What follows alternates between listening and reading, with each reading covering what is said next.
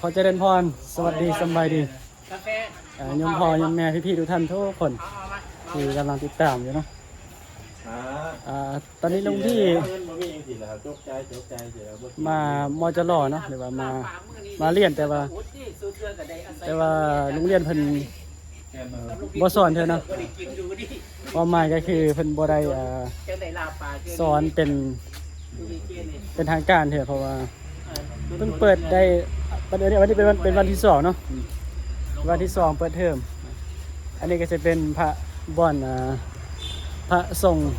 นิสิตลาวเนาะที่เพิ่นมาเรียนแล้วก็เพิ่นจะตอนเพลเนาะก็สิมาพักบ่อนนี้เนาะสั่นเข้าอยู่นี่สั่นเข้าปุ๊บแล้วก็สิพากันพักผ่อนอันนี้เป็นบ่อนพักผ่อนของพระนิสิตลาวเนาะปกติเนี่ยเพิ่นจะนั่งนี่นะแต่ว่ามื้อนี้จะซ้ำกับมาสั่นเพลเนาะเพราะว่าบ่ได้เรียนหนังสือกันเลยมาสั่นเพลเดี๋ยวให้หน่อยเดี๋ยวจะมาคุยกับอันลุงพี่เคนเนาะเป็นรุ่นอ้ายกับว่าแม่นเนาะเป็นรุ่นพี่แหละเพิ่นจบป.ตรีปีที่แล้วละตอนนี้เพิ่นกำลังศึกษาอยู่ระดับปริญญาโทหรือว่าป.โทพี่เคนเป็นยังครับผมโอ้อาการนอนกำลังผ่อนคลายครับได้หมอนวดดีครับพี่เคนหมอนวดส่งตรงจากเวียงจันทร์รู้จักแกตั้งแต่คนน่ะพี่ตั้งแต่ผมมาเรียนปี1นะรู้จักพี่เคนแกก็เป็นคนลาวนี่แหละบ่แม่นเนาะคนลาวข้างน้องค่ายคนลาวน้องค่ายเนาะแต่ว่าภาษาลาวนี่แหละลาวน้องพูดลาวแต่ว่าได้ยินข่าวว่าเพิ่นจะได้ตำแหน่งใหม่พอดีอายุวัฒนมงคลพอดีได้แจ้งตำแหน่งเลยเนาะแม่นครับอันพี่เคนผมลง YouTube ได้เนี่ยเนาะเอาแหละโอ้นานเบิ่งไปถ่ายเอาหนวดเอากันก็ยังมาถ่ายลง YouTube อันนี้ก็เป็นกล้องเนาะครูบากล้องเป็นคนอีหยังว่าลืมน่ะหมอหนวดประจำตัวเป็นคนเวียงจันทน์เนาะครับผมเป็นปักเซ่ถิ่นฐานกำเนิดเป็นคนภาคใต้เนาะมาเจริญเจียวเนาะอยากนำเสนอเนาะอยากนำเสนอวิธีหรือว่าการใช้ชีวิตของนิสิตลาวอยู่ม.จร.ขอนแก่นเพิ่นเฮ็ดหยังเวลา49 บาทเนาะเวลาสั่นเพลแล้วเนาะสิประมาณนี้เนาะพากันนั่งผ่อนคลายนะนั่งพักผ่อนแต่ว่ามื้อนี้พิเศษเนาะอาจารย์เพิ่นบ่มาสอนก็เลยบ่ได้เรียนซ้ำมื้อนี้นะซ้ำกับว่ามาเรียนครั้งแรกนะมามจร.ครั้งแรกแต่ว่าอาจารย์เพิ่นบ่พร้อมเด้อความหมายก็คือเพิ่นปกตินี่มันเป็นเรื่องปกตินะเนาะทุกคนวันนี้มีงานครับอาทิตย์แรกในเวลาเปิดเทอมนี่มันจะบ่สอนปกติเท่าอันนี้เป็นเรื่องปกติเลยอาจารย์ก็ยังบ่พร้อมเลยก็นักเรียนบางคนก็ยังบ่มาเท่ามาบ่พร้อมนะเอาง่ายคือบ่พร้อมเท่าแต่ว่าอาทิตย์ที่2นี่จะเริ่มอาจารย์ก็จะสอนปกติอันนี้วันลงแมวนี่ไปพี่เคนครับถามนะครับพี่เคนนี่เรียนอยู่ป.ตรีเรียนสาขาหยังครับผมสาขาวิชาพุทธศาสนาครับผมพุทธศาสตร์เนาะพุทธศาสตร์บัณฑิตครับได้นี่ข่าวว่าได้ป้ายแดงบ่ครับปีนี้เลยครับปีนี้ยังอันดับ1บ่พี่ปีนี้อันดับ2ครับอันดับ2แต่สำหรับหลวงพี่น่าจะบ่ได้เพราะว่าได้4เนาะได้4น่าจะบ่มีสิทธิ์ละได้4นี่เนาะนิสิตลาวสละเสียแล้วอยู่นี่นี่เป็นคนรอนะอันนี้คือทางล่างนี่ก็เป็นนิสิตลาวเหมือนกันเนาะกับรุ่นพี่เพิ่นจบป.ตรีแล้วยาพาดีวงภาคีตามเราพี่พาดีเนาะกับเป็นคนสวรรค์ในเขตเพิ่นเป็นคนสวรรค์ตัวในเขต อันถ้าถ้าเว้าชื่อวัดในหลายคนโยมพ่อโยมแม่ถ้าเป็นคนไทยรู้จักผมนะวัดโพอยู่ขอนแก่นวัดเป็นวัดปฏิบัติธรรมอันดับหนึ่งเป็นว่าของจังหวัด แห่งที่หนึ่ง แห่งที่หนึ่งบอกเขาหน่อยอ๋อ ที่หนึ่งของจังหวัดขอนแก่น ใส่อันดับหนึ่งบ่ได้เนาะ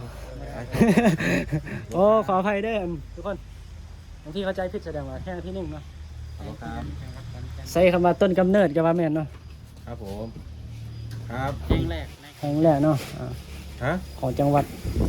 เอาอีหยังมาจังไหน ก็ลุงพี่ก็ ขอเป็นโทษ ดีใจเนาะมีคนเบิ่งอะไรกันมีคนติดตาม เอา ถ้าบ่มีคนเบิ่งนี่จักสิ มาไหน สิลงจังไดเนาะ ตอนนี้ผู้ท่านมีคนเบิ่งมันมีโยมนำตัวแล้วกี่กอง บ่มีโยมพ่อโยมแม่เบิ่งเด้เพิ่นคนไทยแล้วก็คนลาวแล้วก็คนสหรัฐเพิ่นอยู่ต่างประเทศนะเพิ่นเบิ่งก็ทักทายอีกทีหนึงเด้อโยมพ่อโยมแม่ ฮะ พี่ๆทุกท่านทุกคนเจริญพร เนี่ยกว่า วันนี้วันที่ มองจะแล้วสิ 9 เมษายนเนาะวันที่9 มิถุนาตัว อ๋อขออภัยเนาะมิถุนา จุ จุ่นเนาะ ต้องไป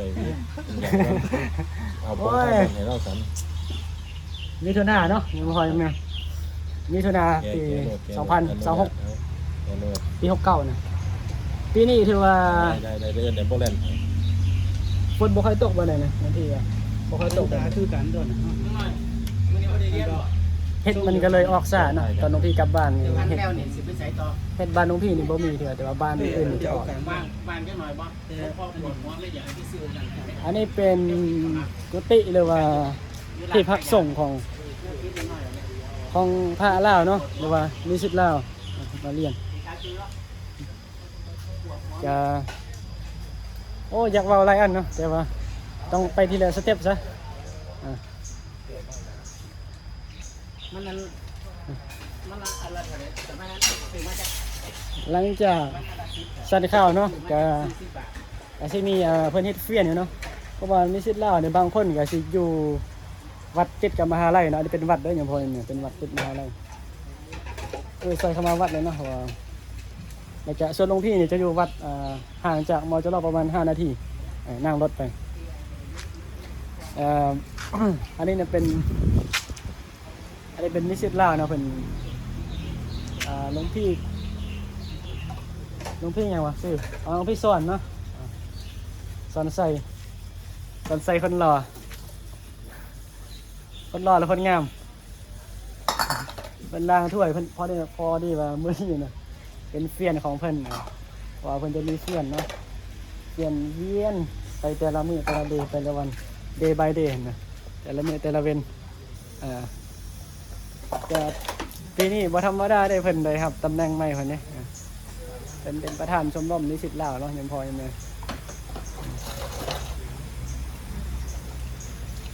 อันนี้ก็อาจจะสันเพลเสร็จนะก็สิต้องล่างเนาะแต่ว่าเพิ่นล่างผู้เดียวที่จริงมันมีหลายคนเนี่ยเอาเพิ่นแบ่งเวียแบ่งงานกันด้วยผมพี่สอนใส่เนาะ เรียกกาแฟแน่ เฮ้ยเลี้ยงกาแฟเลี้ยงได้ซะบ่บ่ได้ติเฮ้ยถวายกาแฟบ่ผมพี่สอนใส่นี่ปี2แล้วนะครับเนาะปีนี้นะ ปีสอง เป็นเรียน English Program ปริญญาตรียังพอยังไงปีนี้นี่ที่ว่านิสิตลาวมาบ่หลายเท่านั้นเนาะปีนี้นะหลายกว่าปีกายบ่ หลายกว่าปีกาย อ๋อคือว่าหลายกว่าปีกายเพราะอากาศร้อนเนาะหนาวบ่เป็นหนาวแล้วหลวงพี่นี่ร้อนนะหลวงพี่สอนใส่นี่เป็นคนเวียงจันทน์เนาะบ่อยเนี่ยเป็นอยู่เวียงจันทน์ส่วนหลวงพี่อยู่หลวงพระบางคนเวียงจันทน์นี่จะเรียกว่าไงวะจะมาเรียนอยู่ไทยหลายเนาะค่ะอยู่เวียงนะแต่ว่ามจรนี่เขาเพิ่นมาเรียนมจรอยู่แต่ว่าเพิ่นส่วนหลายเพิ่นเรียนอยู่กรุงเทพเนาะเรียนอยู่อยุธยาครับจังหวัดพระนครศรีอยุธยาหรือว่ามจรวังน้อยแต่ว่าอยู่ขอนแก่นนี่จะทำมาหลายบ่ก็บ่ค่อยหลายเนาะที่สอนไส้นี่เพิ่นที่ว่าเนี่ยเพิ่นเป็นถ้าเรียนหนังสือเนี่ยเพิ่นเป็นรุ่นน้องหลวงพี่เนาะ อหลวงพี่ปี4เลยเด้แต่เพิ่นปี2นี่แต่ว่าเรียนสาขาเดียวกันเลยก็คือภาษาอังกฤษเนาะก็ต่างคนต่างถิ่นเนาะต่างคนต่างวัดมาเฮียนอยู่นำกันก็เลยรู้จักกันนะอันอยู่บ้านซื่อๆเนาะโอ้ยคือเพิ่นว่านี่เพิ่นบ่ จ้างบ้านบ่เห็นด้านดันไกลเนาะเท่านั้นเนาะโอ้แม่นแท้เพิ่นว่าก็เดี๋ยวสิถ่ายบรรยากาศเนาะอันนี้เป็นกุฏิของพระวิชิตลาวพักเนาะพระวิชิตลาวอันนี้ก็เป็นบ่ธรรมดาเด้เพิ่นอดีตเป็นครูบาอาจารย์เด้นี่ครูบาอาจารย์นี่ ก็เป็นพาธรรมดานี่นะ เพิ่นเคยเป็นteacher แล้ว Thai language teacher บ่เพิ่นเป็นครูสอนอันหลวงพ่อตอนเป็นโยมหลวงพ่อเป็นครูภาษาไทยบ่ครับ เป็นครูภาษาไทยตอนสอนเด็กน้อยประถมป .2 อายุ8 ขวบก็คือ8 ปีนี่ล่ะโอ้แลนเก่งหลายบ่แม่นลิงมั้ยเด็กน้อยมั้ยนิดหน่อย8 ปีเนาะ หลวงพ่อเพิ่นเรียนปโทแล้วใกล้ปีนี้ก็ปีสุดท้ายแล้วอ่ะ ปโทปัญญา ปโทปรัชญาโอ้เป็นเพิ่นเป็นคนที่เพิ่นมักเฮียนเอาง่ายๆเพิ่นมักเฮียนเพิ่นก็เลยแบบอยู่ซื่อๆบ่เป็นเนาะหลวงพ่อเนาะเพิ่นเฮียน ได้กำลังใจจากนิสิตลาวนั่นล่ะเพิ่นขามน้ำขามแม่น้ำคลองมาพุ่นเนาะหัวขามยังมา เพิ่นเป็นคนกาฬ เอาบอกคนไทยซ้ำนี่คือคนกาฬสินธุ์ คนกาฬสินธุ์เนาะโอ้ บ้านเกิดอยู่กาฬสินธุ์ กาฬสินธุ์นี่โอ้บ่ธรรมดาเด้กาฬสินธุ์นี่หลวงพี่ไปแต่ละเทื่อได้เห็นเขาแสดงมีงานแสดงตลอดจังหวัดกาฬสินธุ์นี่โดยเฉพาะเขาจะมีเอกลักษณ์ เมืองโคงลาง เขาจะมีเอกลักษณ์กาฬสินธุ์ขนาดเอกลักษณ์ก็คือเสื้อผ้าเขานะแบบผู้ไทยเข้าใจบ่หลวงพ่อรู้จักอยู่บ่อันผู้ไทยนะเขาจะมีชุดของเขาเขามีงานประจำปีอยู่ล่าสุดหลวงพี่ก็ไปอยู่แต่ว่าบ่ได้ถ่ายนะมีถ่ายรูปบ่บ่ได้ถ่ายครับผม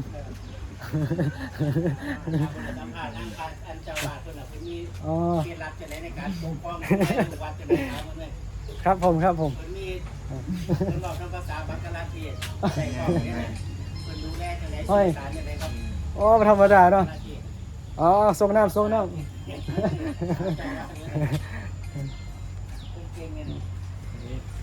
แค่คำที่สั้นแค่คำที่สั้นแล้วเข้าใจง่ายครับ เข้าไปตีความหมายเอาแล้วก็ใช้ภาษาทางครับ อยู่มจรขอนแก่นนี่จะมีแต่นิสิตต่างประเทศเนาะเพราะว่าจะเป็นบังกลาเทศบ่เวียดนามบ่แม่นเวียดนามมีอยู่บางหน่อยเนาะ คำเดียวคำสั้นๆ เวียดนามอินเดีย หน้าท่าน ปากีสถานบ่ กินข้าว บังกลาเทศหลาย กินข้าวกินข้าวบินทบาท บิณฑบาตครับผมภาษาบาลีบิณฑบาต บินทบาทบินทบาท แม่นบ่พี่พอดีบิณฑบาตวะโดดภาษาบาลีกับบิณฑบาตนี่แม่นพี่พอดีโอ้ยก็จะไปอินเดียแล้วเก็บจะถ่ายวิดีโอเป็นความทรงจำก่อน บินดาปาตัง ครั้งหนึ่งเคยถ่าย เป็นสตอรี่วะ เคยสนทนานะครับเคยสนทนาแบบเป็นตัวเป็นต้นนะเพราะว่าต้องไปนะครับจะไปอินเดียเนาะ ต่อไปอาจจะสนทนาแบบ ทางออนไลน์เนาะโทร แต่ว่าอ่านกับโมโหว่าวิกได้เลย แต่ว่ามันกล่องมันอยู่ข้างนั้นตาเล็ก คิดว่าเรื่องเงิน รู้สึกว่าพี่พาดีในหน้าเด็กเนาะ เล็กน้อย ว่าบ่ตั้งแต่ปี4เนี่ยปีนี้ครับปี4เนี่ยที่อันเขาน้อยมาเนี่ยก็คือเจ้าหน้าเพิ่น มีกาแฟบ่แท้นี่ แท้เด้หน้าเพิ่นบ่เปลี่ยนไปเด้เพราะว่าหน้าเพิ่นขาวอยู่แล้วนะ เนื้อธรรมดาบ่มีมือเด็กมือใดก็อีกมือนึงมันสิเปลี่ยน หน้าเพิ่นบ่เปลี่ยนโลสปิกโล โลไว้เด้อเดี๋ยวสิสนทนากับหลวงพี่ อยู่ในอยู่แบบ พี่พอดีนี่ขน้อยยานมันจะเต็มว่ะเพราะว่าแบตบ่แม่นแบตพื้นที่มันจำกัดมาอย่างพอยังมีโดยพี่พาดีเห็นขน้อยก็เคยถามเพิ่นนิดนึงแหละแต่ว่า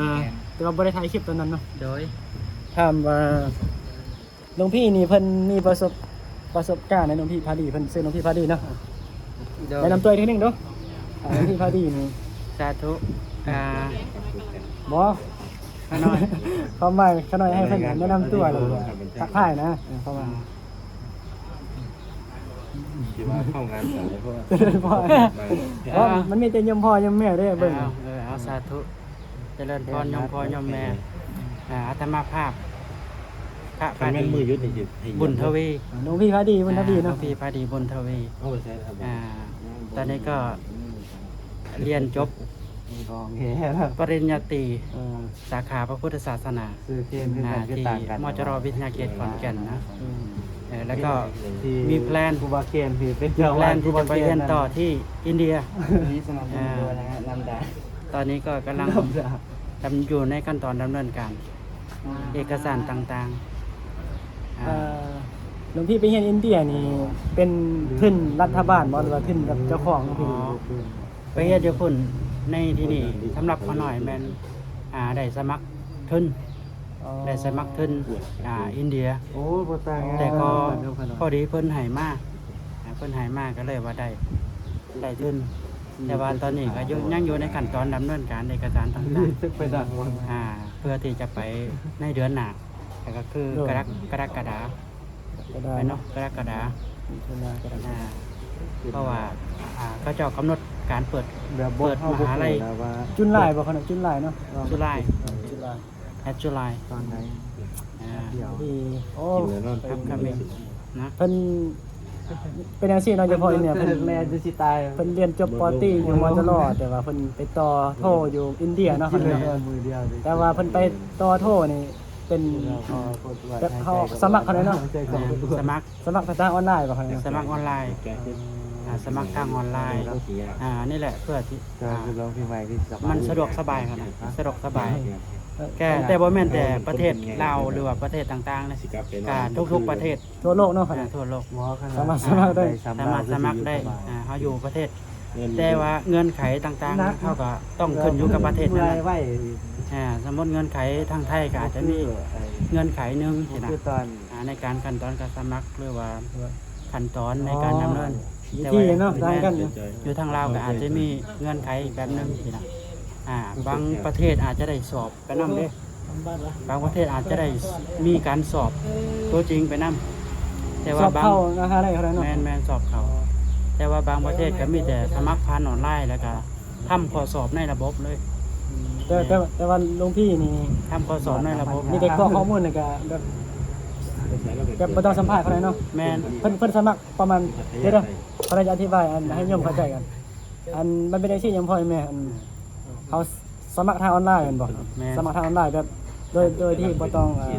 ไปที่ถึงมหาลัยเขาได้เนาะ แมน แต่ว่าอยู่อินเดียนี่อยู่เมืองหยังเขาได้เพิ่นฮู้หรือบ่ ที่สมัครไปในระบบ หรือว่าจักหมอเขาได้จักมหาลัย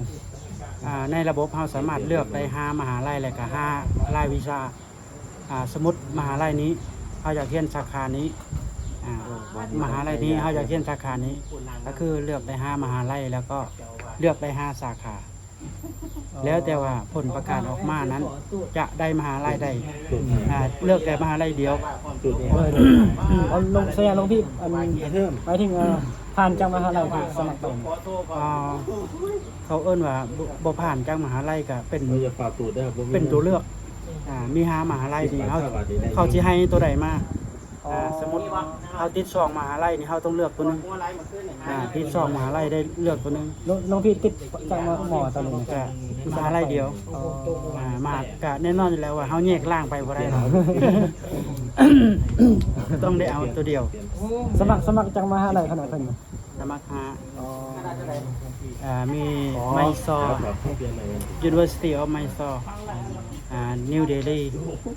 ปูเน่ฮะน่ะปูเน่แล้วก็ลักนาว อยู่เมืองเดียวแต่เพิ่นสมัครเราอยู่คนละเมืองแต่ละมหาลัยนี่ แต่ละมหาลัยนี่ อยู่คนละเมืองนะ คนละเมืองแล้วก็คนละภาคคนละรัฐประมาณ อยู่ นั้น อินเดียนี่เขาใส่รัฐขนาดนั้น แม่นเป็น สเตทเนาะ ก็จะใช้เป็นสเตทเพราะว่ามันเป็นประเทศใหญ่กว้างขวางแต่ว่าทุนที่เพิ่นให้มาเนี่ยเป็นอยู่ภาคเหนือ ภาคเหนือของอินเดียเนาะยังพออินเดีย ทางเหนือ อ่า ทางนั้นก็ ไกลเนาะอินเดีย ไกลไกลไกล ขนาดนั่งเครื่องบินยัง